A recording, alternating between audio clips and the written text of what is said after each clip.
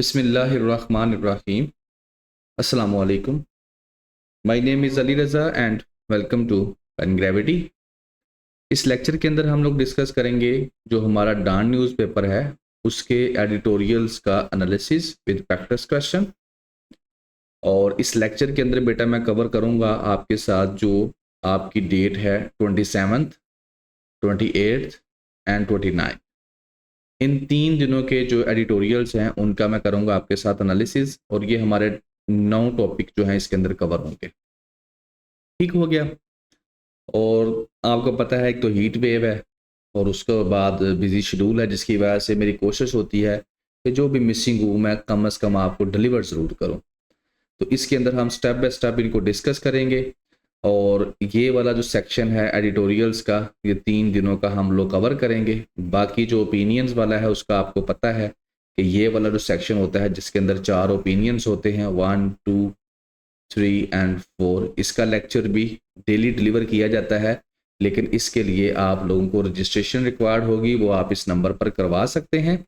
बाकी ये 2024 के सारे लेक्चर्स मौजूद हैं, सारे महीनों के, जो आप सुनना चाहें सुन सकते हैं। 25 के ये मौजूद हैं, जो जून है उसकी रजिस्ट्रेशन ओपन है, आप उसमें रजिस्ट्रेशन करवा सकते हैं। और साथ ही जो जून का ऐसे राइटिंग का सेशन है वो भी कंटिन्यू करेंगे जून में, उससे भी आप ज्वाइन कर सकते हैं। बाकी जो पुराने बच्चे हैं दे नो वेरी वेल कि इन एरियाज़ में आपकी ये हेल्प करेगा। इंग्लिश ऐसे में नए बच्चों के लिए बता देता हूँ, करंट अफेयर्स में, पाकिस्तान अफेयर्स में, सोशल साइंसेस के ऑप्शनल सब्जेक्ट्स में क्रिटिकल अप्रोच डेवलप करेगा और आर्गूमेंट बिल्डिंग आपकी अप्रोच भी इससे डेवलप होगी। ठीक है बच्चे, ये करंट आपके ग्लोबल इश्यूज़, ये नेशनल इश्यूज़ PDF डिस्क्रिप्शन के अंदर मौजूद है, चैप्टराइजेशन भी कर दी है। और अब हम स्टेप बाय स्टेप इन आपके 9 एडिटोरियल्स का एनालिसिस करते हैं। आपने लेक्चर को गौर से सुनना है एंड इंशाल्लाह लेक्चर ख़त्म होने के बाद आप काफ़ी चीज़ें जो हैं वो सीख कर उठेंगे। फर्स्ट है गोइंग कैशलेस, ये आपका एडिटोरियल है। 29 का मैं पहले करूंगा, उसके बाद 28 और उसके बाद 27। अच्छा, बेसिकली ये जो ओपिनियन है, एडिटोरियल है, ये इकोनॉमी को डील करता है।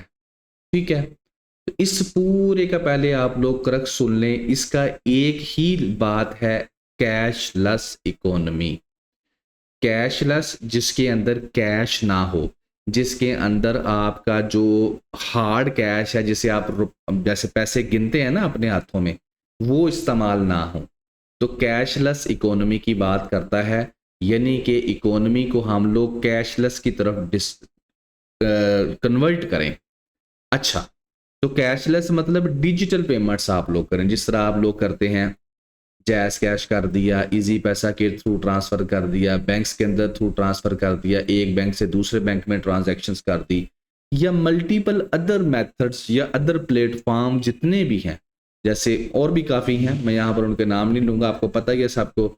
ये सादा पे है, पेपल है, रेजर है, एंड देयर लॉन्ग लिस्ट है। तो ये सारे क्या हैं, they are use for digital payments, यानी कि ऑनलाइन ट्रांजैक्शंस करने के लिए। ठीक है, अब राइटर जो लिख रहा है यहाँ पर, वो ये लिख रहा है बेसिकली कि जो हमारा फाइनेंस मिनिस्टर है उसने कहा है कि इस बजट के अंदर हम क्या करने जा रहे हैं, हम अपनी इकोनॉमी को कैशलेस इकोनॉमी की तरफ ट्रांसफॉर्म करने की कोशिश करेंगे और उसके अंदर हम कुछ स्टेप्स लेंगे।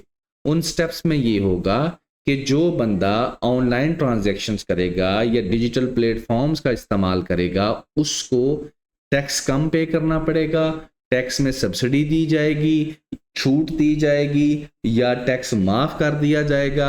इस तरह के उसको इंसेंटिव्स दिए जाएंगे। दूसरी तरफ वो बंदा जो कैश के थ्रू पेमेंट करता है, चीज़ें खरीदता है, पैसे देकर खरीदता है, ऑनलाइन नहीं करता, उसके ऊपर टैक्स लगाया जाएगा। इसके साथ साथ वो आपको इसके अंदर बताएगा कि डिजिटल पेमेंट्स के अंदर जो रास्ट जैसे क्या है उसका इस्तेमाल होता है, QR कोड का इस्तेमाल होता है, और पेपर के पर्सपेक्टिव में कि इन डिजिटल पेमेंट्स का आपकी इकोनॉमी को बेनिफिट्स क्या होने वाले हैं, ये आपके साथ डिस्कस करेगा। और आपके मुल्क में क्या चैलेंजेस हैं, प्रॉब्लम कौन कौन सी हैं जो आपकी इकोनॉमी को डिजिटल पेमेंट्स करने में रुकावट पैदा करती हैं, ये दोनों चीज़ें वो आपके साथ इसके अंदर डिस्कस करेगा। इन दोनों चीज़ों को आप अपने एग्जाम्स के अंदर इस्तेमाल कर सकते हैं। अच्छा, एग्जाम के अंदर इस्तेमाल कैसे करेंगे पहले ये बता देता हूं और उसके बाद हम एडिटोरियल डिस्कस करेंगे। एग्जाम में बेटा इकोनॉमी आपका मेन टॉपिक रहेगा। अक्सर पाकिस्तान की इकोनॉमी की जब बात की जाती है तो देयर आर मल्टीपल हर्डल्स, क्या नहीं, there are multiple barriers Pakistan की इकोनॉमी में, कि जो पाकिस्तान की इकोनॉमी को ग्रो नहीं करने देते। देखिए, इट इज़ नॉट मैथमेटिक्स, ये जो सोशल साइंसेज हैं ये नेचुरल साइंसेज से डिफरेंट होती हैं। मैथ में क्या है, एक फार्मूला है 2+2=4। यहाँ पर 2+2=4 नहीं होता। यहाँ पर एक प्रॉब्लम का देयर आर मल्टीपल समझने के उसके सॉल्यूशंस होते हैं, तो उन सब को जैसे जैसे आप सॉल्व करते जाते हैं आपका मसला हल होता है। किसी एक चीज़ का एक हल नहीं है यहाँ पर। तो इकोनॉमी को मल्टीपल प्रॉब्लम्स हैं। उन मल्टीपल प्रॉब्लम्स में से एक प्रॉब्लम है आपकी अनडॉक्यूमेंटेड इकोनॉमी, कि आपकी इकोनॉमी अनडॉक्यूमेंटेड है। अनडॉक्यूमेंटेड से मुराद ये है कि आपकी इकोनॉमी गवर्नमेंट की पाकिस्तान की जो इकोनॉमी है वो अनडॉक्यूमेंटेड है। और अनडॉक्यूमेंटेड से मुराद ये है कि जो मुख्तलिफ किस्म के लोग पाकिस्तान के अंदर कारोबार कर रहे हैं वो पाकिस्तान की गवर्नमेंट के रिकॉर्ड में हैं ही नहीं। तो जब वो पाकिस्तान की इकोनॉमी गवर्नमेंट के रिकॉर्ड में या एफबीआर के रिकॉर्ड में होंगे ही नहीं, तो एफबीआर उनको कैसे एफबीआर को पता चलेगा कि ये वाला बंदा कितने पैसे कमा रहा है और मैंने इससे कितना टैक्स लेना है। तो ये क्यों हो रहा है? क्योंकि आपकी इकोनॉमी अनडॉक्यूमेंटेड है। अब ये जो डिजिटल पेमेंट्स है ना, ये बेसिकली आपकी इकोनॉमी को डॉक्यूमेंटेड शक्ल के अंदर ले जाएंगे। कि जैसे एक बंदा जो है ऑनलाइन ट्रांजैक्शंस करेगा तो गवर्नमेंट को, एफबीआर को, जब एक खास अमाउंट से वो तजावज़ करेगा, इस खास लिमिट जो है वो एक्सीड करेगी उसकी ट्रांजैक्शंस की, या बड़ी बड़ी ट्रांजैक्शंस करेगा, तो एफबीआर का जो सॉफ्टवेयर है वहां पर एक अलर्ट आ जाएगा कि ये वाले बंदे के अकाउंट में पैसा है, ज़्यादा चीज़ें कर रहा है। तो अल्टीमेटली उससे फिर वो उसको चेकआउट उसके बिजनेस को करना शुरू कर देंगे। ठीक है, तो बेसिकली ये पाकिस्तान की जो इकोनॉमी का आपका टॉपिक है उसमें आप कह सकते हैं there are multiple problems to Pakistan economy and one of them is कि पाकिस्तान की इकोनॉमी अनडॉक्यूमेंटेड है। इसको अगर डॉक्यूमेंटेड किया जाए तो उससे क्या हो सकता है, हमारी इकोनॉमी ग्रो कर सकती है। और डॉक्यूमेंट करने के लिए हमें मल्टीपल जो मेथड्स हैं उनका इस्तेमाल करना पड़ेगा। तो इसके लिए पहले तो आप ये समझ लें that what is the difference between documented and undocumented economy. इसके दरमियान फ़र्क क्या होता है, फिर ही आप लिख सकेंगे ना पेपर में। तो बेटा इन दोनों के दरमियान जो मेन डिफरेंस होता है बेसिकली वो यही होता है कि जो अनडॉक्यूमेंटेड इकोनॉमी होती है, जैसे कि documented economy formal, undocumented economy जो इनफॉर्मल इकोनॉमी होती है। ठीक है, इसमें क्या होता है कि जो अनडॉक्यूमेंटेड इकोनॉमी होती है वो गवर्नमेंट की नज़रों में होती नहीं, गवर्नमेंट के रिकॉर्ड में भी नहीं होती, गवर्नमेंट उसको टैक्स भी नहीं लगाती अनडॉक्यूमेंटेड इकोनॉमीज को। ठीक है, उसकी एग्जांपल्स आगे हम लोग देख लेंगे। जैसे अगर आप लोग एग्जांपल्स के अंदर जाना चाहें, मैं यहाँ पर आपको पहले एक एग्जांपल एज ए दे देता हूँ। अब ये क्या है, ये अनडॉक्यूमेंटेड इकोनॉमी है। अब आप कहेंगे सर ये तो थोड़े बहुत पैसे कमाते हैं, तो आप लोग इसको कह रहे हैं। बात थोड़े पैसे कमाने की या ज़्यादा पैसे कमाने की यहाँ पर नहीं हो रही। बात यह है कि ये तो एक बंदा है सिंपल सा जो आगे खड़ा है, ये इसकी भी नहीं हो सकती। इसके पीछे एक बड़ा बंदा है जो इन सब को डील करता है, उसका जो कारोबार है ये मिलियंस के अंदर होता है। ठीक है, तो ये एक just like an undocumented economy है। ये क्या है, एक अनडॉक्यूमेंटेड इकोनॉमी है। ठीक है, स्टोर्स के ऊपर जो परचेजिंग हो रही है मुख्तलिफ किस्म की, तो ये गवर्नमेंट के कंट्रोल में नहीं है, आज़ाद है। ठीक है, अच्छा ये आपने फीचर्स खुद से पाल लेने हैं डॉक्यूमेंटेड इकोनॉमी के और अनडॉक्यूमेंटेड इकोनॉमी के। डिफरेंस क्या है ये आपको सारे का सारा वो समझा देगा। और ये एक ऐसा पॉइंट है बेटा जो आपने इंटरव्यू के अंदर इकोनॉमी को अगर बेहतर करना है, जो ऐसे के अंदर, करंट अफेयर्स के अंदर, कोई भी एग्जाम, कोई भी बात जहां पर भी हो रही हो, तो वहां पर आप पाकिस्तान की इकोनॉमी को बेहतर करने के लिए एक तजवीज़ ये भी दे सकते हैं कि पाकिस्तान की इकोनॉमी जो है उसका ज़्यादातर हिस्सा अनडॉक्यूमेंटेड है, तो उसे डॉक्यूमेंटेड में कन्वर्ट किया जाए तो उससे पाकिस्तान की इकोनॉमी बेहतर होगी।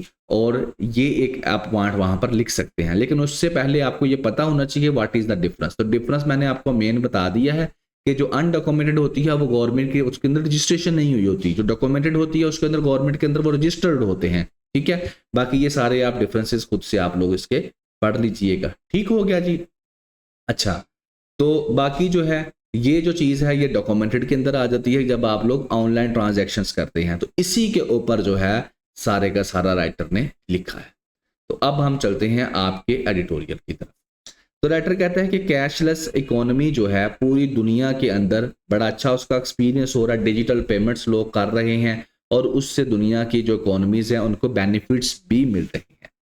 अब इसके बेनिफिट्स क्या मिलते हैं ये भी आप लोग देखें, ये सारे के सारे बेटा बेनिफिट्स हैं, ये जो 3 4 5 6 लिखे हुए हैं ना जितने भी, ये सारे बेनिफिट्स हैं किस चीज़ के, जब डिजिटल पेमेंट्स आप लोग करते हैं। ठीक है ना, इससे क्या है कन्वीनियंस जो है कंज्यूमर की और बिजनेस की बढ़ जाती है, ट्रांसपेरेंसी हो जाती है फाइनेंशियल ट्रांजैक्शंस के अंदर। ट्रांसपेरेंसी का मतलब होता है ट्रांसपेरेंट, साफ शफाफ, उर्दू में अगर कहें तो शफाफियत बिल्कुल क्लियर हो जाती है फाइनेंशियल ट्रांजैक्शंस में, कहाँ से पैसा आया, कहाँ गया, क्यों आया, क्या वजह थी।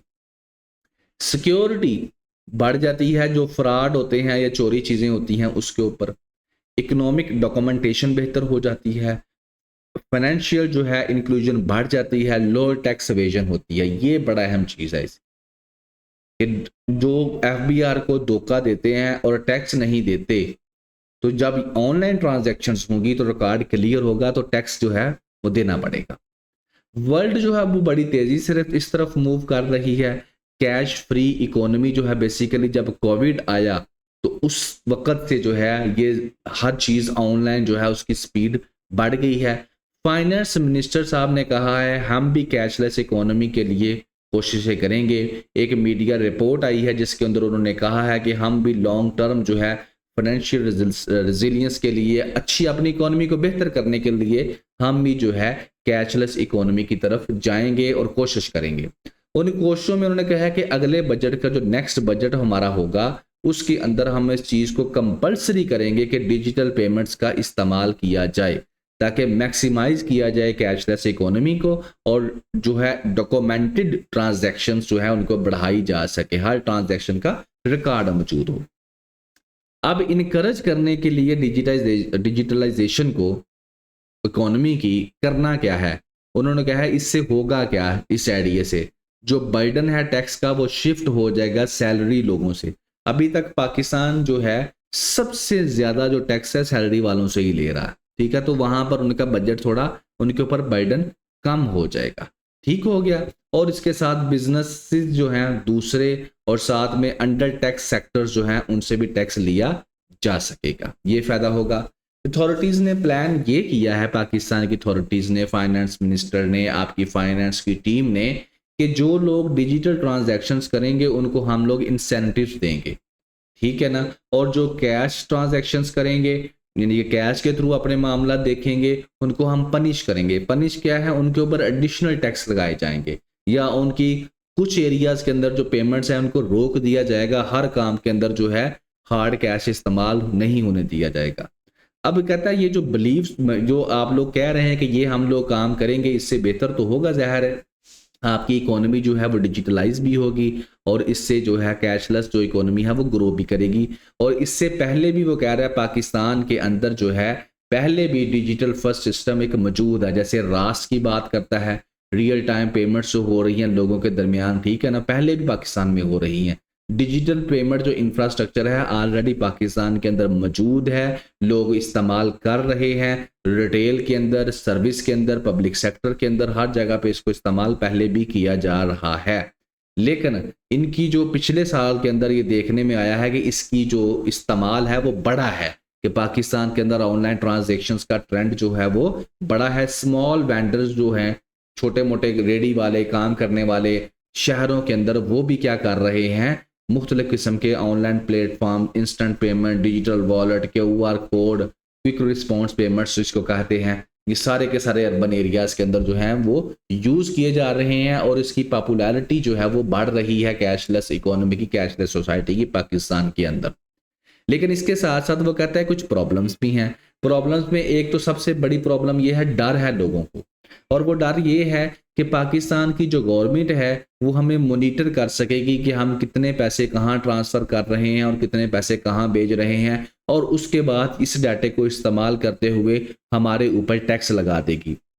और ये डर बिल्कुल सही है। इसमें अगर बीइंग अ पाकिस्तानी या एक सिस्टम का हिस्सा होने के तहत अगर मैं बात करूं, तो देखें टैक्स किसके ऊपर लगाया जा रहा है? टैक्स उसी के ऊपर लगाया जा रहा है जिसके ऊपर ऑलरेडी टैक्स लगा हुआ है, उन्हीं के ऊपर टैक्स बढ़ाया जा रहा है। सैलरीड क्लास अगर टैक्स दे रही है तो ये नहीं कहा जा रहा कि जो एरियाज टैक्स नहीं दे रहे उनके ऊपर टैक्स लगाया जाए, बल्कि जो टैक्स दे रहा है उसी को दबाया जा रहा है, उसी के ऊपर बढ़ाया जा रहा है। तो ये तो बिल्कुल गलत बात है ना। तो ये डर बिल्कुल ठीक है लोगों का, ये एक रियलिटी है पाकिस्तान के अंदर। एक चलो चीज़ तो ये है, इसकी वजह से लोग फिर ऑनलाइन ट्रांजैक्शंस नहीं करते। रियल एस्टेट वाले हो गए, दूसरे तीसरे हो गए, वो ट्रांजैक्शंस बिल्कुल भी नहीं करते। और यहाँ पर रियल एस्टेट से मेरे एक जहन में चीज़ आ गई, वो भी आपके साथ शेयर कर देता हूँ। जब आप प्रॉपर्टी बेटा परचेज करते हैं तो अक्सर जो है, जो स्टाम्प पेपर के ऊपर या जो रजिस्ट्रेशन आपकी होती है, जो रजिस्ट्री आप लोग बोलते हैं, वहाँ पर जो रेट लिखा जाता है वो सरकारी रेट लिखा जाता है, थोड़ा सा रेट लिखा जाता है। फॉर एग्जांपल वहाँ पर अगर 2 लाख रुपए आप लोगों ने रेट लिखा है, तो आपने प्रॉपर्टी जो असल कीमत अदा की है वो 5 लाख रुपया मरले की हो सकती है, लेकिन वहाँ पर आप लोग सरकारी रेट जो है 2 लाख लिखते हैं। उसकी रीज़न ये होती है कि जितना थोड़ा लिखेंगे उतना थोड़ा आपको टैक्स पे करना पड़ेगा, और इसके साथ साथ जो रियल एस्टेट वाले हैं उनको भी टैक्स थोड़ा अदा करना पड़ेगा। इस तरह की एक्टिविटीज़ तो ऑलरेडी कंटिन्यू हैं, और वो वाली पेमेंट भी वो कहते हैं हमें आप कैश में ही दे दें, ताकि हमारे अकाउंट्स के अंदर ज़्यादा अमाउंट्स ना ट्रांसफ़र हों और ना हम लोग हिट लिस्ट के अंदर आएँ। So that is reality in Pakistan. तो एक चीज़ तो ये हो रही है, ये एक हर्डल है जिसकी वजह से जो डिजिटल ट्रांजैक्शंस नहीं हो पा रही। हाँ, इसको इस तरह से कवर किया जा सकता है कि गवर्नमेंट कह दे कि रियल एस्टेट के अंदर सारी ट्रांजैक्शन डिजिटल ही होंगी, बात खत्म हो जाएगी, बाकी बात ही खत्म कर देंगे वो।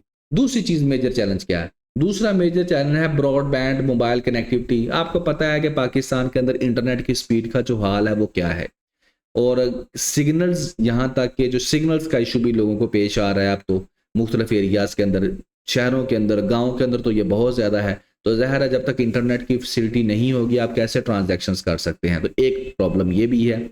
और तीसरा साइबर सिक्योरिटी का मसला है। जिस तरह आपकी पाकिस्तान इंडिया के साथ जंग हुई तो वहाँ पर भी आपको अलर्ट की जारी किया जा रहा था, फ्रॉड किया जाता है, आपको फ़ोन कॉल की जाती हैं, तो ये भी एक इश्यूज़ हैं जिसकी वजह से जो लोग हैं जो वो कम ही डिजिटल ट्रांजैक्शंस के ऊपर बिलीव करते हैं। ठीक हो गया। इसके साथ साथ वुमेन्स की बात करता है तो वो पाकिस्तान के अंदर उनको तो इतनी ज़्यादा आज़ादी बिल्कुल भी नहीं है, जैसे बाहर जाने की आज़ादी नहीं है, कई जगहों पर तो उनको मोबाइल फ़ोन तक भी यूज़ नहीं करने दिया जाता, उनके बैंक अकाउंट्स भी नहीं होते, तो वो भी ये फैसिलिटी अवेल नहीं कर पाती। बहरहाल राइटर कहता है कि अगर गवर्नमेंट चाहती है कि मैं कैशलेस इकोनॉमी की तरफ जाऊं और डिजिटल पेमेंट्स को बेहतर करूं, तो पाकिस्तान को पहले जो अपना डिजिटल इंफ्रास्ट्रक्चर है, डिजिटल इकोसिस्टम है, उसको बेहतर बनाना पड़ेगा। और उसमें क्या करना पड़ेगा? उसमें ये जो लोगों का डर ख़त्म करना पड़ेगा, और इसके साथ साथ इंटरनेट की स्पीड देनी पड़ेगी, साइबर सिक्योरिटी के बारे में अवेयरनेस करनी पड़ेगी। तो ये एक इंफ्रास्ट्रक्चर जब डेवलप हो जाएगा तो लोग डिजिटल ट्रांजैक्शंस करना शुरू कर देंगे और इसमें बेहतरी आनी शुरू हो जाएगी। तो ये बेटा इसके अंदर राइटर लिखता है। और इसके अंदर हमने कवर क्या किया? इसके अंदर हमने इकोनॉमी का टॉपर कवर किया, और इकोनॉमी के टॉपिक के अंदर और इकोनॉमी में हमने डिस्कस किया कैशलेस इकोनॉमी, यानी कि डॉक्यूमेंटेड इकोनॉमी आप इसे कह सकते हैं, जिसके अंदर डिजिटल पेमेंट्स होती हैं, रास के ओवर कोड का इस्तेमाल होता है। बेनिफिट्स आपको बता दिए, चैलेंजेस भी आपको बता दिए। पेपर में आप लोग इसको अनडॉक्यूमेंटेड इकोनॉमी, डॉक्यूमेंटेड इकोनॉमी की फॉर्म के अंदर आप लोग मेंशन कर सकते हैं और डिस्कस कर सकते हैं। ठीक हो गया जी। नेक्स्ट आपका बेटा ब्रेड एंड बुलेट्स, दूसरा आपका एडिटोरियल। इसके अंदर इंडिया पाकिस्तान रिलेशंस की बात करता है राइटर, और ख़ास तौर पर इंडियन लीडरशिप जो है उसका रोल क्या है वो डिस्कस करता है।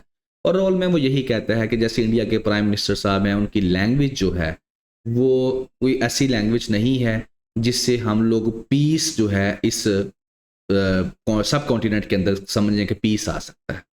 वो जो लैंग्वेज यूज़ करते हैं बड़ी रफ लैंग्वेज यूज़ करते हैं, और उनकी जो लैंग्वेज है वो इंडिया की लीडरशिप को समझ लेके सूट नहीं करती। इससे ये अंदाज़ा होता है कि इंडिया की लीडरशिप कितने लोअर लेवल की है। तो जस्ट लाइक दिस वो डिस्कस करता है। इस पर बताता क्या है कि पाकिस्तान के ख़िलाफ़ the anti Pakistani Venom, Venom कहते हैं जहर को, ठीक है। इंडियन मीडिया जो है वो पाकिस्तान के खिलाफ जहर उगलता है। इंडिया की जो टॉप लीडरशिप है वो भी इसी तरीके से करती है। तो इससे सब कॉन्टिनेंट के अंदर कहता है पीस नहीं आ सकता। अभी गुजरात के अंदर जो है इसने प्राइम मिनिस्टर नरेंद्र मोदी ने एक स्पीच की, वहां पर इसने पाकिस्तानियों के बारे में क्या कहा, या तो रोटी खाओ या फिर मेरी बुलेट के लिए तैयार हो जाओ, मतलब कि चुप के जो है अपना खाना खाओ, ये वो ना करो, यानी कि धमकी अमेज उन्होंने धमकियां वगैरह लगाई। तो साथ में पाकिस्तान के ऊपर इल्ज़ाम भी लगाया कि पाकिस्तान जो है वो टेररिज्म को सपोर्ट करता है, ये चीज़ें उसने कहा। तो इंडिया की जो लीडरशिप है वो कंटिन्यूसली इस तरह की लैंग्वेज यूज़ कर रही है और इससे फिर कोई भी पीस नहीं डेवलप हो सकता यहाँ पर। जो मिस्टर मोदी है और उसके कोलीग्स हैं गवर्नमेंट के अंदर, वो प्रमोट कर रहे हैं हॉस्टिलिटी जो है इस इलाके के अंदर, और पाकिस्तान के अगेंस्ट जो दुश्मनी है उसको बढ़ाने की कोशिश कर रहे हैं। लेकिन राइटर कहता है अगर उनकी एडवाइस ऐसी है तो ये फिर पूरे सब कॉन्टिनेंट के लिए तबाही का बहस बनेगी। बस इतना सा लिखता है। और इसमें जो मेन बात है बेटा वो सिंपल सी है, इंडिया पाकिस्तान रिलेशंस के अंदर राइट नो जो इंडिया की लीडरशिप है वो बड़ा नेगेटिव किरदार अदा कर रही है। और वो चीज़ मैं आपके साथ डिस्कस कर चुका हूँ ऑलरेडी भी कि इसकी एक ही रीज़न है और वो है आरएसएस की आइडियोलॉजी।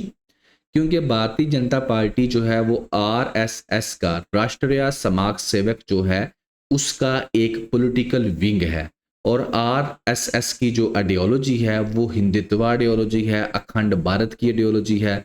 तो जब तक वो पावर में रहेंगे ये ही आपको सुनने को मिलेगा और पाकिस्तान की उनके साथ किसी किस्म की बेहतरी के रिलेशंस की आप तवक्को नहीं कर सकते। और बाकी जब भी आप पाकिस्तान इंडिया रिलेशंस को डिस्कस करें तो मेन पॉइंट्स आपके जहन में 5-6 होने चाहिए। Number 1 Kashmir, number 2 water, number 3 terrorism, number 4 आपकी history and number 5 minority rights, human rights, और अब आप आरआरएस को भी ऐड कर सकते हैं। तो ये 5-6 पॉइंट्स के ऊपर अब अच्छा खासा जो है डिस्कस कर सकते हैं इंडिया पाकिस्तान रिलेशंस। ठीक है जी। नेक्स्ट आपका जो थर्ड एडिटोरियल है वो है पैट्रियोटिकल व्यूज। अब इसके अंदर राइटर क्या कहता है, पैट्रियोटिकल व्यूज, पैट्रियोटिकल का जो वर्ड है अक्सर आप लोग पैट्रियोटिकल सोसाइटी भी पढ़ते हैं, इस तरीके के जहां पर मेल डोमिनेंस होता है तो उसको कहा जाता है। तो यहाँ पर राइटर बेसिकली इस ओपिनियन के अंदर डिस्कस ये करता है कि 2 बिल जो हैं वो पास किए गए नेशनल असेंबली के अंदर, सेनेट के अंदर वुमेन्स को लेकर, ठीक है ना। तो ये जो बिल है बेसिकली आपको पता है पाकिस्तान में बिल कैसे पास होता है, कैसे वो लॉ का हिस्सा बनता है। उसमें सिंपल सा ये होता है कि बिल को पहले जो है वो नेशनल असेंबली के अंदर जो है पेश किया जाता है। नेशनल असेंबली उसको जब 2/3 मेजोरिटी से पास करती है तो वो सेनेट के अंदर चला जाता है। सेनेट में बाद जब उसको पास किया जाता है देन वो मूव किया जाता है प्रेसिडेंट के पास, और जैसे ही प्रेसिडेंट उसके ऊपर साइन कर देता है तो वो लॉ बन जाता है, वो लॉ का हिस्सा बन जाता है। ठीक है। तो जनाबी अली नेशनल असेंबली ने पास कर दिया, सेनेट ने पास कर दिया, तो प्रेसिडेंट के पास जाना था। लेकिन प्रेसिडेंट से पहले ही काउंसिल ऑफ जो आपकी इस्लामिक आइडियोलॉजी है, council of common council of Islamic ideology, ठीक है, उसने कहा जो है अन इस्लामिक है ये जो बिल है ये अन इस्लामिक है, लिहाजा प्रेसिडेंट साहब जो हैं वो इसको साइन ना करें। तो ये वुमेन्स के बारे में था, गर्ल्स के बारे में था, तो इसको उन्होंने अन इस्लामिक करार दे दिया। तो इसके ऊपर राइटर जो है वो लिखती हैं। तो अब हमने इसके अंदर ये देखना है कि उस बिल के अंदर क्या था और जो इन्होंने क्यों उसको ऐसा कहा। ठीक है। तो ये बिल बेसिकली जो बच्चों की एज, मैरिज की जो एज है उसके ऊपर था। इसमें यह था कि 18 साल से कम नहीं होनी चाहिए लड़का लड़की दोनों की उम्र, शादी के वक्त, निकाह के वक्त, ये बिल दिया गया था। ठीक है। लेकिन इस बिल को जो आपकी ये काउंसिल ऑफ इस्लामिक आइडियोलॉजी है उन्होंने कहा कि नहीं, ये गैर इस्लामी है, अंडर 18 चिल्ड्रन जो है वो शादी कर सकते हैं अगर वो बालग हैं। इस्लाम में एज की लिमिट नहीं है, इस्लाम में बलूगत का टाइम पीरियड है कि अगर कोई बालग हो चुका है तो उसे की शादी आप लोग कर सकते हैं। एंड पर जाकर मैं इसके ऊपर अपना भी ओपिनियन मेंशन करूंगा। अच्छा, इसके ऊपर ये हो गया बेटा। तो एक चीज तो ये है कि ये बिल जो था चाइल्ड मैरिज रिस्ट्रेन बिल 2025 था, इसके अंदर जो इसको अन इस्लामी कहा गया, इसमें यही था कि 18 साल जो से कम शादी की उम्र नहीं होनी चाहिए। एक बिल तो ये था। दूसरा बिल था चाइल्ड मैरिज रिस्ट्रेन बिल जो कि केपी गवर्नमेंट ने ड्राफ्ट किया था। उसके अंदर भी इन्होंने कहा कि इन्होंने वायलेशन की है इस्लामिक प्रिंसिपल्स की। अब इसके अंदर एक ये चीज कही गई थी बिल के अंदर कि थैलीसीमिया जो है उसकी स्क्रीनिंग टेस्ट उसका करवाने की जरूरत है बिफोर मैरिज, कि शादी से पहले लड़का लड़की का थैलीसीमिया का टेस्ट करवाया जाना चाहिए और उसके बाद उनकी शादी करनी चाहिए। तो ये जो चीज है इसको काउंसिल ऑफ इस्लामिक आइडियोलॉजी ने ये कहा कि गलत चीज है, आप इसको कंपलसरी नहीं कर सकते, आप इसको ऑप्शनल पे रख सकते हैं। अच्छा, अब नेक्स्ट क्वेश्चन है कि क्यों कहा, आखिर ये थैलीसीमिया चीज क्या है और इसकी जरूरत ऐसा करने की क्यों पेश आई। तो थैलीसीमिया बेसिकली ब्लड की एक समझ लें आपकी बीमारी है, डिसऑर्डर है, जिसके अंदर आपके रेड ब्लड सेल्स जो हैं, जिसे हीमोग्लोबिन आपको पता है उसके अंदर होती है, वो ज्यादा नहीं बनते जितने बनने चाहिए। ठीक है, आपके जो रेड ब्लड सेल्स होते हैं उनकी जो है समझ लें कि शेप सही नहीं होती, वर्किंग सही तरीके से नहीं कर पाते, तो ये चीज होती है। जैसे ये नॉर्मल है और ये थैलीसीमिया के अंदर, तो फिर आपको उनको बाद में जो जो इनके बीमारी जिनको लगी होती है उनको ब्लड बार बार लगाना पड़ता है। ठीक है, अब इसके अंदर ये कहा गया कि थैलीसीमिया का टेस्ट करवाओ फिर आप लोग शादी करो, तो ये कंपलसरी कहा गया करो, लेकिन काउंसिल ऑफ इस्लामिक आइडियोलॉजी ने कहा कंपलसरी ना करें, ऑप्शनल पे कर दें।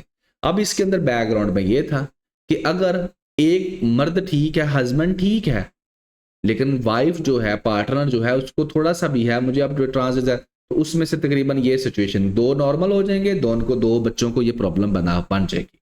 और अगर दोनों को है तो एक नॉर्मल, दो को दरमियानी और एक फुल अफेक्टेड हो जाएगा।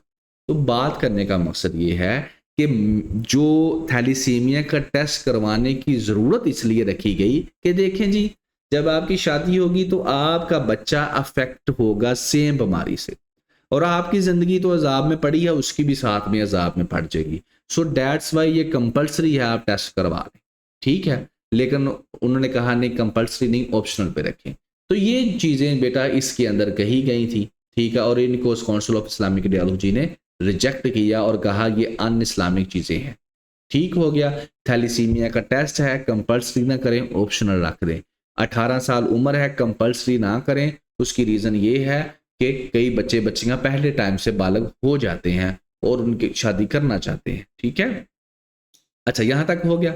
अब राइटर यहां पर आगे क्या कहता है, राइटर यहां पर यह कहता है बेसिकली कि जो पॉलिटिकल लीडरशिप है उसके बारे में जब ये उन्होंने अन इस्लामी कह दिया ना, तो राइटर ने अब लिखता है कि जो पॉलिटिकल लीडरशिप है उसको चाहिए कि अपना आपको मजबूत करे। पाकिस्तान के अंदर जो ह्यूमन राइट्स है उनको अगर बेहतर करना है तो लीडरशिप को चाहिए कि वो क्या करे, अपने फैसलों पर मजबूत हो। पाकिस्तान के अंदर जो वुमेन्स हैं वो कस्टम, ऑब्लिगेशन, इस तरह की चीज़ों के अंदर जो है वो बड़ी डिस्टर्ब हो रही हैं, और अगर उनके लिए कुछ बेहतरी के लाज बनाए जाते हैं तो ये फिर क्लैरिक्स वगैरह इस्लामिक जो हैं लोग ये आ जाते हैं और रास्ते की रुकावट बन जाते हैं। हालांकि राइटर यहाँ पर कहता है कि ये पाकिस्तान के कॉन्स्टिट्यूशन के अंदर लिखा हुआ है कि कोई भी लेजिस्लेशन जो की जाएगी, कोई भी पाकिस्तान के अंदर जो लॉ बनाया जाएगा वो अन इस्लामिक नहीं होगा, वो इस्लामिक इंजेक्शंस, इस्लामिक लाइंस के ऊपर बनाया जाएगा। तो फिर काउंसिल ऑफ कॉमन इंटरेस्ट जो है वो, काउंसिल ऑफ कॉमन इंटरेस्ट क्या, काउंसिल ऑफ इस्लामिक आइडियोलॉजी जो है वो क्यों बीच में आकर रुकावट बन रही है। तो ये चीजें वो कहता है। अच्छा, अब मैं आ जाता हूं पेपर की तरफ। तो पेपर में सिंपल सी बात है जी, यहां पे दो चीजें हैं बेटा, एक है आपका पेपर और एक है रियलिटी। अब आप कहेंगे सर आप क्या कहते हैं, अब यहां पर प्रॉब्लम यही है ना, इस चीज को सारे एक्सेप्ट करते हैं, जो ये बात करता है उसको सारे रिजेक्ट कर देते हैं, उसको कहते हैं ये कुछ ज्यादा ही सच बोल। कुछ एरियाज के ऊपर तो आप बोल लेते हैं लेकिन हर एरिया के ऊपर आप नहीं बोलेंगे। जैसे कि अब देखें जी, इन्होंने कहा है कि 18 इयर्स मिनिमम होनी चाहिए क्या एज किसकी, लड़के और लड़की की, जब उनकी शादी की जाए। ठीक है, अब पेपर पर्सपेक्टिव में बात कर रहा हूं, उसके बाद रियलिटी बेस्ड बात करता हूं। पेपर पर्सपेक्टिव में आप कहेंगे जी बिल्कुल होनी चाहिए, उसकी रीज़न नंबर 1 ये है कि 18 साल से कम उम्र की बच्ची की जब आप शादी करेंगे, तो इसका मतलब है उसका बॉडी स्ट्रक्चर जो है वो प्रॉपरली अभी डेवलप नहीं होगा, उसको हेल्थ के एरियाज़ के अंदर प्रॉब्लम का सामना करना पड़ेगा। एक तो ये चीज़। दूसरी चीज़, उसकी एजुकेशन कंप्लीट नहीं हो पा सकेगी और उसको एजुकेशन छोड़नी पड़ेगी, लिटरेसी रेट कम हो जाएगा। दूसरा पॉइंट आपका ये हो गया। तीसरा, जब उसकी एजुकेशन कंप्लीट नहीं होगी तो इकोनॉमी के पर्सपेक्टिव में वो अपने हस्बैंड के ऊपर टोटली डिपेंडेंट रहेगी और उसके ऊपर जो है डिपेंडेंस जो है उसको ज़िंदगी में कुछ भी बेहतर करने की, यानी कि कुछ इंडिपेंडेंटली वो सारी ज़िंदगी कर नहीं पाएगी।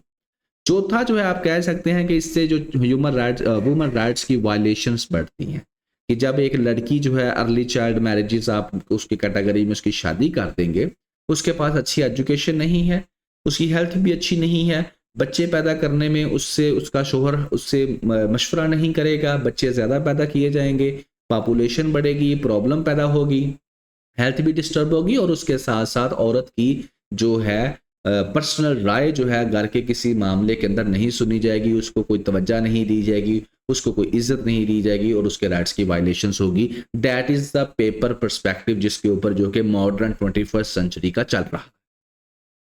ठीक है, आपने पेपर में यही लिखना है, आपने इंटरव्यू में भी यही बोलना है, आपने सारा कुछ यही करना है। लेकिन अब दूसरी साइड जो कि रियलिस्टिक साइड है, अब वो भी मैं आपको दिखा देता हूँ। वो आपको पता होनी चाहिए लेकिन अपने पास रखिएगा, कहीं पीक पे चले जाएं तो आप ऐड कर सकते हैं। अब वो क्या है, अब वो देखें, अब वो जो रियलिस्टिक साइड है वो ये है कि आपकी सोसाइटी के अंदर जब 18 साल से पहले लड़कियां एक्स्ट्रा जो अफेयर्स हैं बॉयफ्रेंड बना सकती हैं, लड़का जो है वो गर्लफ्रेंड बना सकता है, तो निकाह क्यों नहीं कर सकते? जब वो बुराए बॉयफ्रेंड गर्लफ्रेंड बनाने के बाद जो लिमिट्स हैं उनको क्रॉस करके अपने जो दूसरे जो उनकी अपना क्या उसे कहते हैं सेक्सुअल नीड्स पूरी कर रहे हैं विदाउट निकाह, तो जब वो ये काम कर सकते हैं तो फिर निकाह को क्यों रोका गया है? उस चीज को फिर आप रोको, वो आप रोक नहीं रहे। वो वहां पे सारा कुछ हो रहा है, लड़के लड़कियां भाग कर शादियां भी कर रहे हैं और इसके अलावा रेप के केसेस आपके सामने आ रहे हैं, ठीक है ना, लेकिन आप टाइमली शादी नहीं कर रहे। तो ये है रियल जो पिक्चर है। रियल पिक्चर में आप इस तरह कर लें कि जनाब जो शादी करना चाहता है उसे करने दे, जो नहीं करना चाहता उसे ना करे। जब वो करना चाहता है वो करे, वरना जो बालग हो चुका है वो शादी करना चाहता है उसे करने दे। उससे सबसे बड़ी बात यह है कि जो मुख्तलिफ किस्म की जो सोशल इवल्स हैं वो आपकी सोसाइटी से ख़त्म हो जाएंगी। सबसे बड़ी बात, आपके जो यंग बच्चे हैं, आप लोग भी यूनिवर्सिटीज़ कॉलेजेस में पढ़ रहे हैं, लड़के हैं लड़कियां हैं, हम भी उस एज से गुजरे हैं, तो उस एज में आपको ज़रूरत होती है इस चीज़ की, लेकिन आप फिर कुछ जो अच्छे होते हैं वो कंट्रोल कर लेते हैं और कुछ जो है वो एक्स्ट्रा जो गलत रास्ते हैं उनको इस्तेमाल करते हैं।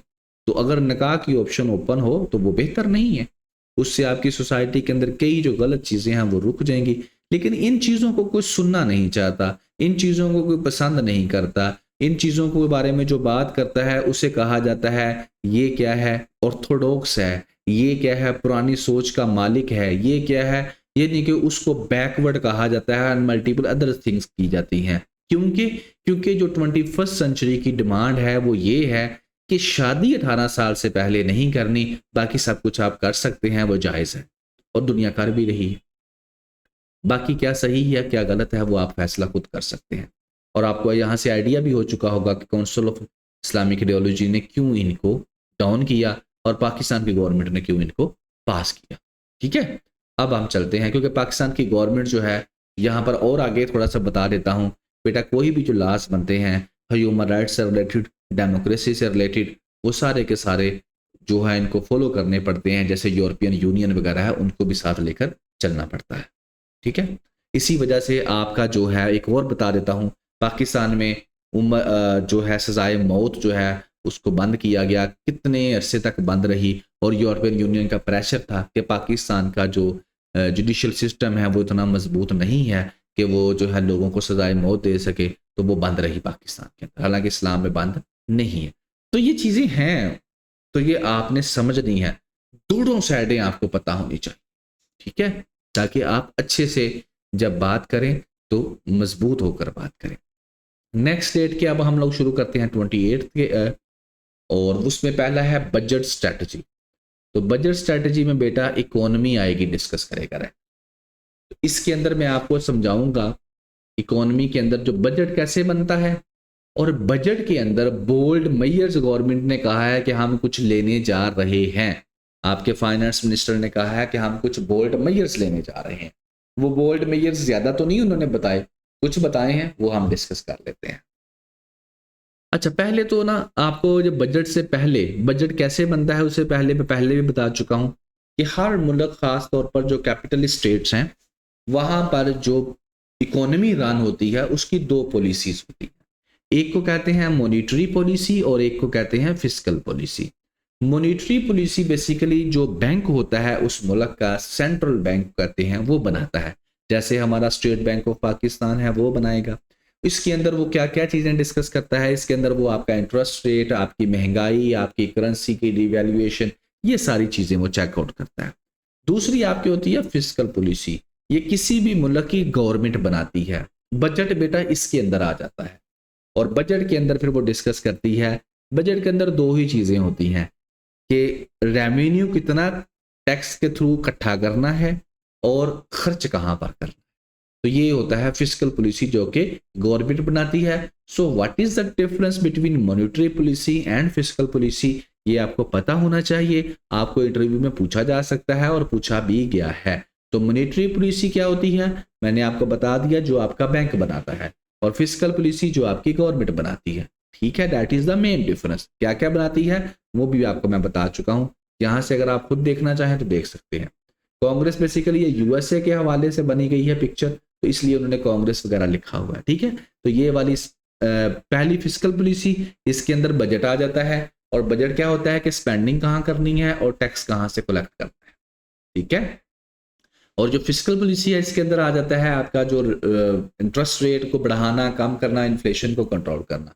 ठीक है, तो अब आ जाते हैं आपके एडिटोरियल की तरफ। तो राइटर कहता है कि बजट इफ नॉट, बजट क्या है अगर स्ट्रेटजी नहीं है, स्ट्रेटेजिक ना हो तो बजट क्या है। तो बजट बस यही है कि बैलेंस करना इनकम और एक्सपेंडिचर्स, कितनी इनकम आ रही है, कितने एक्सपेंडिचर्स हैं गवर्नमेंट के, कैसी का नाम बजट है। तो पिछली कई जो आपकी गवर्नमेंट गुजरी हैं वो ऐसे ही कर रही हैं, लेकिन फाइनेंस मिनिस्टर साहब ने कहा है कि हम बोल्ड मेजर्स लेंगे, आने वाले बजट में स्ट्रेटेजिक डायरेक्शन हम लोग डिफाइन करेंगे, लेकिन ये क्लियर नहीं किया कि वो क्या होंगी। असल में ये ऐसी टर्में बोल देते हैं, लेकिन इन टर्मों के मतलब क्या है भाई, इसमें करोगे क्या। बोल्ड मेजर्स, भाई कौन से बोल्ड मेजर्स बताओ भी तो। स्ट्रेटेजिक डायरेक्शन, भाई कौन सी स्ट्रेटेजिक डायरेक्शन, उसमें क्या करोगे वो नहीं बताएंगे, बस बोल देंगे ये वाली इतनी चीजें कि ये करेंगे हम लोग, ताकि अगला बंदा कंफ्यूज ही रहे। ठीक है ना, बहरहाल कहता है जो सिर्फ एक हिंट मिला है स्ट्रेटेजिक डायरेक्शन को लेकर वो यही मिला है कि हम लोग जो अपना डेट है, जो कर्जा है, उसको रिस्ट्रक्चर करेंगे और इकोनॉमी की ग्रोथ के ऊपर वर्किंग करेंगे। इसके साथ साथ उन्होंने कहा है कि हम जो टैक्स रिटर्न्स हैं जो सैलरीड क्लास के ऊपर लगाए जाते हैं उनको सिंप्लीफाई करेंगे, डिफेंस का बजट बढ़ाएंगे क्योंकि इंडिया हमें तंग कर रहा है। तो ये दो चीजें उन्होंने कहता है बताई हैं। दूसरी तरफ आईएमएफ की मर्जी के बगैर पाकिस्तान जो है अपने बजट के अंदर कोई चेंजेस नहीं कर सकता। जैसे पाकिस्तान ये कह रहा है कि मैं अपना डिफेंस का बजट बढ़ाऊंगा, मैं जो सैलरीड क्लास है उसके ऊपर टैक्स को कम करूंगा, तो ये दोनों काम करने में आईएमएफ रजामंद नहीं है। और आईएमएफ ने आपको पैसा देना है, आपको $7 बिलियन की वो पेमेंट दे रहा है, कर्जा दे रहा है, उसी की मदद से आप लोग अपना बजट में इस्तेमाल भी उसको करेंगे। तो राइटर कहता है कि फिर इन चीजों में आईएमएफ ने कहा है कि ठीक है, अगर तुमने ये दोनों काम करने हैं तो मेरे बजट को डिस्टर्ब ना करो, इसके लिए अलहदा से टैक्स लगाकर पैसे इकट्ठे कर लो और ये दोनों काम तुम कर लो। अब टैक्स अलहदा से कहां से इकट्ठा होगा, उसके लिए जो नए लोग हैं जिनके ऊपर टैक्स नहीं लगा गया उनके ऊपर टैक्स लगाया जाएगा। ठीक है, तो बहरहाल इसमें अब क्या है, स्ट्रेटेजिक मेजर्स जो बोल्ड है उसमें यही है कि टैक्स बेस बढ़ाई जाएगी। टैक्स बेस का मतलब ये है कि जिनके ऊपर टैक्स नहीं लगा हुआ उनके ऊपर भी टैक्स लगाया जाएगा, और यहां से फिर क्या होगा, वो दोनों काम किए जाएंगे। डिफेंस का बजट भी बढ़ाया जाएगा और जिनके ऊपर ऑलरेडी टैक्स लगा हुआ है उनको भी थोड़ी सी सहूलत दी जाएगी। ठीक है, आगे राइटर कहता है कि इकोनॉमी जो है वो ग्रोथ की तरफ जाएगी, लेकिन सबसे बड़ा जो काम है वो यही है कि आप रिटेल, एग्रीकल्चर, रियल एस्टेट, इनके ऊपर टैक्स लगाएं। इनके ऊपर आप टैक्स लगाएंगे तो ये आपकी इकोनॉमी को बेहतर करेगा। बेटा इकोनॉमी के बारे में कम से कम आपको बिल्कुल क्लियर होना चाहिए। पाकिस्तान के अंदर 2-3 प्रॉब्लम्स इस टाइम जो है ना वो पीक के ऊपर है। वैसे जो पाकिस्तान के इंटरनल प्रॉब्लम्स की बात कर रहा हूँ, एक्सटर्नल्स को अगर ऐड कर दूं फिर तो बहुत ज़्यादा बन जाती हैं, लेकिन इंटरनल्स के अंदर सबसे ऊपर आपकी पॉलिटिकल इंस्टेबिलिटी खड़ी है। फिर उसके बाद आपकी इकोनॉमी के क्राइसिस, एंड नंबर 3 आपकी नेशनल सिक्योरिटी के अंदर जो टेररिज्म की वेव चल रही है, ये तीनों। और अगर बाहर से बात करें तो फिर वाटर का भी इशू आपका चल रहा है इंडिया के साथ, क्लाइमेट चेंज का मसला भी आपका चल रहा है, तो ये फिर और चीज़ें ऐड होती जाएंगी। लेकिन जो मेन चीज़ें हैं ना वो ये है। तो इकोनॉमी का टॉपिक आपको हिफज होना चाहिए। हिफज से मुराद सिंपल ये है कि आपको पता होना चाहिए कि इकोनॉमी कैसे चल रही है, इसमें प्रॉब्लम्स क्या हैं, इनको हल कैसे करना है। बड़ी लंबी लिस्ट है प्रॉब्लम्स की और बड़ी लंबी लिस्ट है सॉल्यूशंस की, और हम लोग हर रोज कोई ना कोई डिस्कस करते रहते हैं। और अगर मैं इस एडिटोरियल को सामने रखकर आपके साथ बात करूं तो बेटा पाकिस्तान की इकोनॉमी को बेहतर करना है तो टैक्स का जो निज़ाम है उसको रिफॉर्म्स करने की ज़रूरत है। और उसको रिफॉर्म्स करने में क्या करना है, उसको रीस्ट्रक्चर करना है। और उसको रीस्ट्रक्चर करने से मुराद ये है कि यहाँ पर आप लोगों को टैक्स बेस बढ़ाने की ज़रूरत है। सबसे पहले तो FBR से करप्शन ख़त्म करें, उसको डिजिटलाइज करें। उसके बाद जो है टैक्स बेस जो है ज़्यादा से ज़्यादा जो लोग हैं उनको टैक्स के अंदर लेकर आए जो पैसा कमाने वाले हैं। ज़्यादा से ज़्यादा जो सेक्टर्स हैं ऐसे एग्रीकल्चर है, रिटेल है, रियल एस्टेट है, उसको इसके अंदर लेकर आए। उससे होगा आपका रेवेन्यू जनरेट होगा। सब्सिडी ख़त्म कर दें। ठीक है, आपने जो जर्नल्स हैं, ब्यूरोक्रेट्स हैं, आपके जो जस्टिस साहबान हैं, इनको जो आपने आज़ादियाँ दी हुई हैं, टैक्स फ्री किया हुआ है, वो बंद कर दें। ये कुछ चीज़ें आप टैक्स के हवाले से, बाकी अगर बोलूँ तो और बड़ा कुछ, एक्सपोर्ट को बढ़ाएं, इंपोर्ट को कम कर दें, गवर्नमेंट की फजूलियात को बंद कर दें, सर्कुलर डेट को कंट्रोल करें, करप्शन को कम करें। ठीक है ना, जो आपकी स्टेट ओन इंटरप्राइजेज हैं उनको प्राइवेटाइज करें जो नुकसान में जा रही हैं। ठीक है ना, और कई ऐसी चीज़ें हैं, पेंशन्स के अंदर रिफॉर्म्स करें। और आज का जो हमने कहा, आज भी पढ़ा आज के आपके लेक्चर के अंदर कि इकोनॉमी को डॉक्यूमेंटेड करें। तो बड़ी लंबी लिस्ट है, तो ये आप कुछ उसके अंदर आपको पता होनी चाहिए। ये सारी चीज़ें जो मैंने अभी बोली हैं बेटा, इकोनॉमी को बेहतर करने के लिए आप अपने डाटे के अंदर इस्तेमाल कर सकते हैं। ठीक है, तो ये आपने देख लिया अब इसके अंदर क्या हो इकोनॉमी के पर्सपेक्टिव में। नेक्स्ट है लाइज एंड पॉलिटिक्स। इसके अंदर सिर्फ एक ही छोटी सी बात है, वो यही है, पेपर पर्सपेक्टिव में कुछ है नहीं। इमरान खान साहब का कहते हैं टेस्ट कर लो, पॉलीग्राफ टेस्ट। अब पॉलीग्राफ टेस्ट क्या होता है पहले वो देख लें। पॉलीग्राफ टेस्ट ये होता है बेटा, आपको ना मशीनें लगा दी जाती हैं, आपका ब्लड प्रेशर, आपकी दूसरी बॉडी के अंदर जो चेंजेस आती हैं ना उनको मैयर किया जाता है। फिर आपसे सवाल पूछा जाता है कोई ना कोई, और जब आप बोलते हैं ना तो उसके बाद मशीन बताती है कि ये सच बोल रहा है, ये झूठ बोल रहा है। अगर तो आपकी बॉडी के अंदर कोई चेंज ना आए, आपका ब्लड प्रेशर हाई ना हो, आपकी सेंसेशन चेंज ना हो, तो आप नॉर्मल रहें, तो इसका मतलब है मशीन कुछ डिटेक्ट नहीं कर पाती और मशीन कहती है कि ये सच बोल रहा है। लेकिन अगर आप लोग क्या करें, आपकी बॉडी के अंदर चेंजेस आ जाए तो मशीन डिटेक्ट कर लेती है और मशीन कहती है कि ये झूठ बोल रहा है। यहाँ से फिर मुझे वही बॉलीवुड की एक फिल्म याद आ जाती है, मुझे फिल्म का नाम याद नहीं है। आपको पता है कि जैसे आपके ISPR के चीफ ने कहा कि बॉलीवुड जो है एक अच्छा थिएटर ज़रूर है, हाँ उनकी फोर्सेस इतनी मजबूत नहीं है। तो उसके अंदर वो एक हीरो है इंडिया का, वो भी बता देता हूँ कि वो इस टेस्ट को कैसे पास करता है। फिल्म थी ना, उसमें जनाब अली उन्होंने उसको चेयर के ऊपर इस तरह बैठाया होता है, ठीक है, बंदे को, यहाँ पर दूसरा बंदा बैठा होता है। अब उससे वो क्वेश्चन पूछता है, अब वो आंसर देता है और झूठ ही आंसर देता है, सच तो नहीं। यानी कि इंडिया का वो फौजी था जिसको पाकिस्तान की आर्मी ने पकड़ा हुआ था, तो उसका ये टेस्ट किया जाता है। अब उसमें दिखाया क्या जाता है कि जनाब यहाँ पर ना एक कील लगा हुआ है, ठीक है, और जब वो आंसर क्वेश्चन पूछने से पहले उस कील के ऊपर अपना जो पाँव है ना उसको थोड़ा सा दबाता है और उसकी ज़ाहिर है दर्द, पेन होती है बॉडी के अंदर और बॉडी के अंदर सेंसेशंस पैदा हो जाती हैं। उसके बाद उससे क्वेश्चन किया जाता है तो वो झूठ बोलता है, और क्योंकि सेंसेशन, ब्लड प्रेशर, तकलीफ ये बॉडी के अंदर ऑलरेडी चल रही होती है तो मशीन डिटेक्ट नहीं कर पाती। फिर उसके बाद जब नेक्स्ट क्वेश्चन वो आंसर देता है तो नेक्स्ट क्वेश्चन जो है पूछा जा रहा होता है वो फिर ऐसे ही करता है, तो यहाँ से वो दिखाते हैं ब्लड निकल रहा होता है। ठीक है, तो इससे जी जनाब अली वो इंडिया का जो फौजी है, हीरो है, वो टेस्ट पास कर जाता है। अब जब मैं फिल्म देख रहा था तो मेरे क्वेश्चन मेरे जहन में तो और कोई नहीं आया, बस यहाँ पर यही आया कि यहाँ पर कील किसने लगा दिया भाई, ये कौन बेवकूफ़ यहाँ पर कील लगा कर चला गया और ये ऐसे ऐसे पैर ऊपर मार रहा है और उसका ब्लड भी निकल रहा है और आर्मी वाले देख नहीं रहे। तो अच्छा थिएटर है बहरहाल। तो बात करने का मकसद ये है कि पॉलीग्राफ टेस्ट जो है वो यही है, आपकी बॉडी के अंदर चेंजेस को जो है वो चेक करता है। तो ये कहते हैं इमरान खान का करो, राइटर कहता है इमरान खान का ना करो, कोई ज़रूरत नहीं है करने की। क्यों? वो कहता है कि देखें ये जो टेस्ट होते हैं ना, ये मशीनें वगैरह, ये बेसिकली उन क्राइम्स के लिए जो करप्शन वाले होते हैं या क्राइम्स होते हैं दूसरे, उनके लिए ज़्यादा इस्तेमाल किए जाते हैं और उन मामलात में किए जाते हैं जिनमें आपको अर्जेंट डाटा चाहिए होता है। तो प्राइम मिनिस्टर के हवाले से तो आपने उसको जेल में डाला हुआ है, तो आपको इतना कोई अर्जेंट चीज़ भी नहीं चाहिए, ना उसके इतने केसेस हैं। दूसरा वो कहता है देखें जी, अगर आपने फिर यही काम शुरू करना है तो फिर आप लोग क्या करें। राइटर यहाँ पर कहता है कि फिर आप लोग जो रिटायर्ड जज हैं, ब्यूरोक्रेट्स हैं, जर्नल्स हैं, उन सब के फिर आप लोग करें टेस्ट ये वाले, ताकि लोगों को इसका कोई फ़ायदा भी हो कि लोगों को कई सवालों के जवाब इनसे चाहिए होते हैं ताकि लोगों को वो मिल सकें, तो फिर आप लोग उनके भी टेस्ट करें। बाकी वो कहता है कि इंसान झूठ बोलते हैं लेकिन पॉलिटिशियंस और पावरफुल लोग जो होते हैं वो कुछ ज़्यादा ही बोलते हैं, क्योंकि वो उनकी नौकरी ही ऐसी होती है, जो भी ऐसी होती है।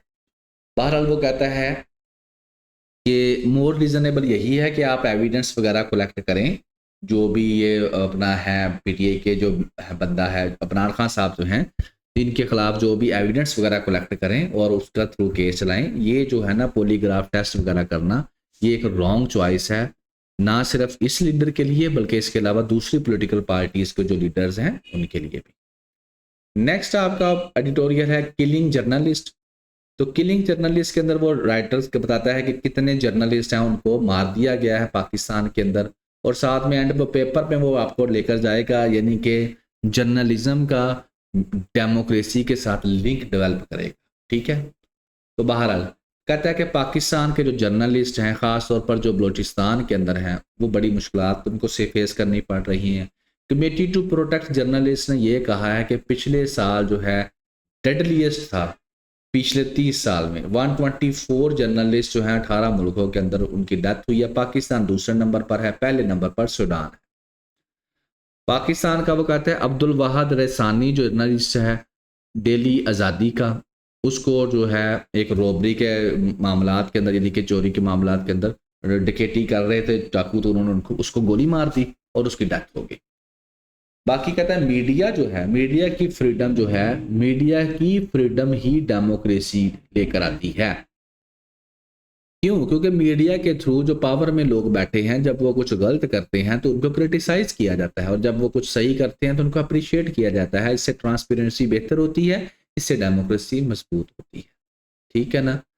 और ये कहता है बात सच है कि जो सक्सेसफुल गवर्नमेंट्स थी उन्होंने पहले भी जर्नलिस्ट के मर्डर होते रहे हैं, उन्होंने कोई एक्शन नहीं लिया, कोई प्रैक्टिकल काम नहीं किया। फ्रीडम नेटवर्क 2024 ने कहा है इम्प्यूनिटी रिपोर्ट में कि पाकिस्तान के अंदर 6 जर्नलिस्ट की डेथ हुई है नवंबर 2024 तक।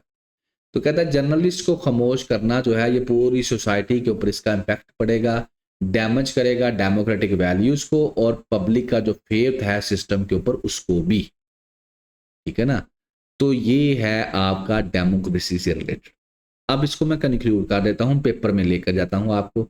तो पेपर में बेटा ये है कि अगर आप डेमोक्रेसी के ऊपर लिख रहे हैं, तो आप डेमोक्रेसी की मजबूती की अगर बात करें कि कैसे बेहतर हो सकती है पाकिस्तान में, तो उसके अंदर आप ये बात कर सकते हैं कि जो मीडिया जो है उसको फ्रीडम दी जाए, फ्रीडम ऑफ एक्सप्रेशन दिया जाए।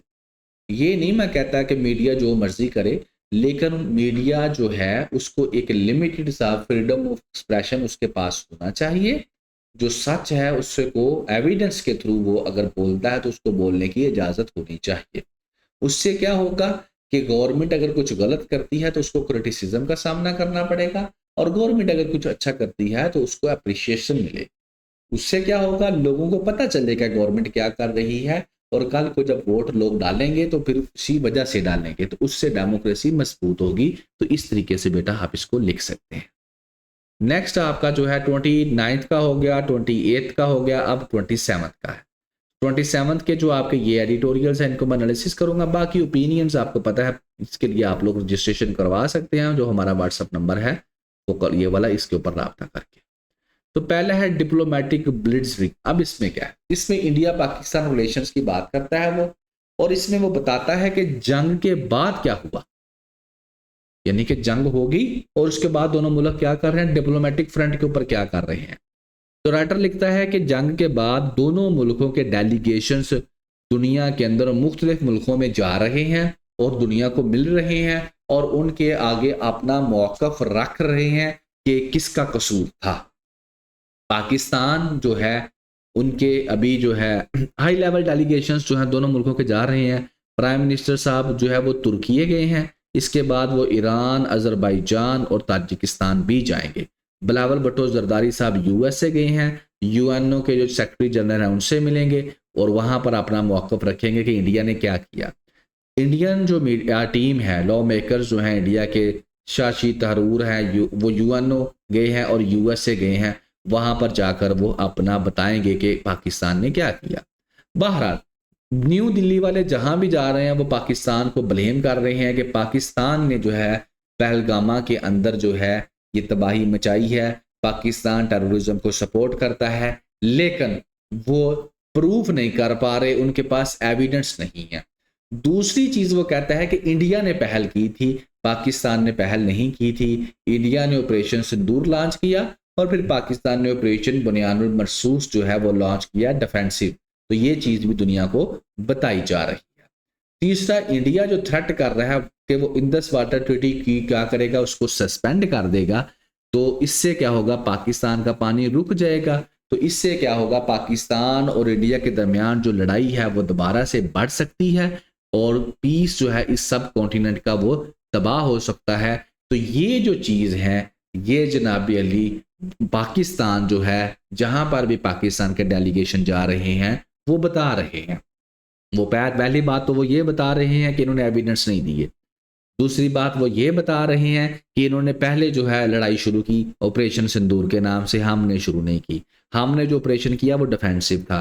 और फिर जाकर बाहर पाकिस्तान के डेलीगेशन ये भी बता रहे हैं कि इंडस वाटर ट्रीटी को ये सस्पेंड कर रहा है, हालांकि ये अकेला नहीं कर सकता, पानी पाकिस्तान का रोक रहा है, तो फिर उससे लड़ाई होगी और क्या हो सकता है। ठीक है, तो ये चीज़ें पाकिस्तान जो है बाहर जाकर बता रहा है दूसरे मुल्कों को, ताकि फ्यूचर में उनसे सपोर्ट हासिल कर सके। और बता रहा है कि इस तरह से फिर सब कॉन्टिनेंट के अंदर सुकून नहीं मिलेगा। बाकी राइटर कहता है कि सब कॉन्टिनेंट के अंदर अगर पीस चाहिए तो दोनों मुल्क को बैठें और बात करें। तो ये था इंडिया पाकिस्तान रिलेशंस के पर्सपेक्टिव में। पावर मूव, ये एक अच्छा एडिटोरियल है, आपने इसको गौर से सुनना है, बड़ा ही प्यारा लिखा गया है। Power plan, crypto currency, artificial intelligence. यहां पर राइटर ये बताना चाहता है कि पाकिस्तान के पास एनर्जी वाफर आ चुकी है। पहले मैं ना आपको क्लियर कर दूं ताकि जब फिर मैं आगे स्लाइडों पे लेके जाऊं तो आपका आइडिया क्लियर हो। स्टोरी ये है कि पाकिस्तान कह रहा है कि मैं 2000 मेगावाट जो बिजली है वो दूंगा, इसको, जो क्रिप्टो करेंसी वाले हैं और आर्टिफिशियल इंटेलिजेंस वाले हैं। अगर ये पाकिस्तान के अंदर क्रिप्टो करेंसी की इंडस्ट्री और आर्टिफिशियल इंटेलिजेंस की जो इंडस्ट्री है उसके सेंटर्स पाकिस्तान में लग जाते हैं, तो इनिशियल स्टेज के ऊपर मैं 2000 मेगावाट बिजली सस्ती इनको दे दूंगा, ताकि दूसरे मुल्कों से लोग आएं और आकर यहां पर वो क्या करें, इन्वेस्ट करें। ठीक है, यहां पर ये है प्लान। अब पाकिस्तान ऐसा क्यों कर रहा है, नेक्स्ट क्वेश्चन। पाकिस्तान इसलिए ऐसा कर रहा है क्योंकि पाकिस्तान के पास बिजली है, वाफर बिजली है। अब आप कहेंगे हमारे घर में तो लोड शेडिंग हो रही है, तो वहां पर वाफर कैसे आ गई। तो बेटा लोड शेडिंग की मल्टीपल रीजंस हैं एंड वन ऑफ देम ये है कि बिजली चोरी होती है। जिस इलाके में जितनी ज़्यादा बिजली चोरी होगी वहां पर बिजली उतनी लोड शेडिंग होगी। फिर अगला क्वेश्चन आप कहेंगे सर पाकिस्तान के पास इतनी बिजली आ कहाँ से गई, पाकिस्तान तो अभी अपनी बिजली अपनी डिमांड नहीं पूरी कर पा रहा। तो ये है सोलर का रिजल्ट। सोलर सिस्टम हर बंदा इंस्टॉल करवा रहा है पाकिस्तान के अंदर, तो पाकिस्तान का जो नेशनल ग्रिड है वहां से बिजली कम खरीदी जा रही है। तो उसका रिजल्ट पाकिस्तान में बिजली लेने वाला कोई नहीं है, जिससे पाकिस्तान को नुकसान पहुंच रहा है। अब नुकसान कैसे पहुंच रहा है? इसका पाकिस्तान को नुकसान पहुंच रहा है इस वजह से कि पाकिस्तान ने जो एग्रीमेंट किए हुए हैं पावर प्रोड्यूसर्स के साथ, एग्रीमेंट किए हुए हैं पेमेंट के ऊपर, कैपेसिटी चार्ज, कैपेसिटी पेमेंट के ऊपर। अब कैपेसिटी पेमेंट समझ लें, पहले भी समझा चुका हूं कि एक पावर प्लांट है वो 1000 मेगावाट या 1000 यूनिट बिजली बनाता है। पाकिस्तान ने उसके साथ एग्रीमेंट किया कि ठीक है जी, आप लोग लगाएं, मैं आपसे 1000 ले लूंगा। लेकिन उन्होंने कहा कि जनाब हम आपको देंगे कैपेसिटी पेमेंट के हिसाब। वो क्या मतलब कि मेरी कैपेसिटी 1000 यूनिट की है, तुम कल को मेरे से 10 यूनिट लो, मेरे से 100 यूनिट लो या 1000 यूनिट लो, पैसे मैं 1000 यूनिट के ही लूंगा, क्योंकि मैं प्राइवेट बिजनेसमैन बंदा हूं, मैं अपनी हलाल की कमाई जो है वो इन्वेस्ट कर रहा हूं। और कल को तुम पैसे ना मेरे से बिजली लो तो और मैं किसको बिजली बेचूंगा, और तो मेरे पास कोई खरीदार नहीं है, मैं तो तुम्हारे लिए सिर्फ ये लगाने लगा हूं पावर प्लांट। तो गवर्नमेंट कहती है ठीक है तुम पावर प्लांट लगाओ, जो कैपेसिटी होगी मैं सारी बिजली ले लूंगी, मैं सारी लेती हूँ या नहीं लेती हूँ वो मेरी सिर पीड़ है, मैं तुम्हें पैसे पूरे दूंगी। उसने कहा ठीक है। तो इस तरह से इंडिपेंडेंट पावर प्रोड्यूसर्स ने बहुत सारे पावर प्लांट्स पाकिस्तान में लगा दिए। पाकिस्तान उनसे बिजली लेता था, आपको देता था, बस काम चल रहा था। फिर सोलर आ गया, सोलर की वजह से लोग अपनी बिजली खुद बनाना शुरू हो गए, गवर्नमेंट से बिजली वो लेते नहीं थे। अब गवर्नमेंट से वो बिजली ले नहीं रहे, लेकिन गवर्नमेंट को पीछे पैसे पूरे देने पड़ रहे हैं। अब पैसे तो पूरे देने पड़ रहे हैं लेकिन बिजली इस्तेमाल हो नहीं रही, तो गवर्नमेंट के ऊपर बर्डन पड़ रहा है। तो गवर्नमेंट ने कहा कि यही बिजली मैं क्रिप्टो वालों को देती हूँ, यही बिजली मैं आर्टिफिशियल इंटेलिजेंस वालों को देती हूँ, और उससे पैसे भी लेती हूँ, और अपना जो पेमेंट कैपेसिटी पेमेंट के जो एग्रीमेंट्स मैंने गलत किए हुए थे उनका जो नुकसान हो रहा है वो भी कम होगा। तो ये है बात, ठीक है, प्लान समझ आ गया। अब आगे चलते हैं, अब सुन लो। प्लान यही है जो मैंने आपको बता दिया कि पाकिस्तान के पास जो भी सरप्लस है वो क्रिप्टो करेंसी वालों को और आर्टिफिशियल इंटेलिजेंस वालों को दी जाएगी। पहले 2000 मेगावाट दी जाएगी। तो एआई और क्रिप्टो जो है आपको पता है बहुत ज्यादा इनके जो सेंटर्स हैं बिजली इस्तेमाल करते हैं, बहुत ज्यादा बिजली इस्तेमाल करते हैं, और उसकी वजह यह है कि बेटा ये कम्प्लेक्स होते हैं, कम्प्लेक्स कंप्यूटर्स का इस्तेमाल करते हैं, ठीक है। तो बाकी राइटर कहता है कि इससे जो है पाकिस्तान के अंदर जो है इंडस्ट्री ये वाली डेवलप हो जाएगी। बाकी कैपेसिटी पेमेंट्स जो मैंने आपको बता दी उसकी वजह से जो पाकिस्तान के प्रॉब्लम चल रही हैं वो भी ठीक हो जाएंगी। अब क्रिप्टो करेंसी माइनिंग की यहाँ पर वो बात करता है। माइनिंग तो आपको पता ही है ना, काद कौन करे जिसे हम कहते हैं खुदाई करना, कुछ बनाना, माइनिंग, ठीक है। अब क्रिप्टो करेंसी माइनिंग जो है उसके अंदर जो है बहुत ज्यादा इस्तेमाल होती है बिजली। जैसे कि राइटर यहाँ पर एग्जाम्पल देते हैं कि अगर एक सिंगल बिटकॉइन बनाना है ना तो उसके लिए आपको millions of powerful specialise computer जो हैं वो इस्तेमाल करने पड़ेंगे जो माइनिंग रिंग्स की तरह काम करते हैं और उसके बाद कम्प्लेक्स मैथमेटिकल प्रॉब्लम्स को सॉल्व करते हैं। और इन मिलियंस में से सिर्फ एक मशीन ऐसी होती है जिसको कॉइन मिलता है, बाकी सब का एनर्जी ज़ाया हो जाती है। सो ये चीज़ है, ठीक है, और यही चीज़ यहाँ पर लिखी हुई है, ठीक है, और यही चीज़ यहाँ पर आपको दिखाई गई है कि इस तरीके से माइनिंग होती है और बिटकॉइंस बनते हैं, लेकिन इसके अंदर एनर्जी बहुत ज़्यादा इस्तेमाल होती है। चैट जीपीटी जो है उसके अंदर भी पावरफुल कंप्यूटर्स इस्तेमाल होते हैं, ठीक है, बहुत ज़्यादा एनर्जी वो लोग इस्तेमाल करते हैं, ह्यूज नेटवर्क का इस्तेमाल हुआ जाता है। क्योंकि आप लोग जब एआई को कहते हो कि ये मसला हल मेरा करो तो उसको समझती है, उसके बाद आपको सोल्यूशन देती है, तो उसके जो डाटा सेंटर्स हैं वहाँ पर बहुत ज़्यादा एनर्जी इस्तेमाल होती है। तो वहाँ पर पाकिस्तान ने बहरहाल क्रिप्टो को और एआई को कहा है कि बिजली मैं तुम्हें देती हूँ, मेरे मुल्क के अंदर तुम लोग ये लगाओ। अब राइटर यहाँ पर कहता है कि देखें जी लगाएंगे तो सही, लेकिन इससे पाकिस्तानियों को भी कोई फायदा होना चाहिए, पाकिस्तानियों को टेक्निकल नो हो मिलनी चाहिए, इन्वेस्टिंग जो है लोकल ह्यूमन कैपिटल जो है उसके ऊपर इन्वेस्टमेंट होनी चाहिए, ठीक है ना, प्रॉफिट का कुछ हिस्सा जो है पब्लिक वेलफेयर के लिए जाना चाहिए।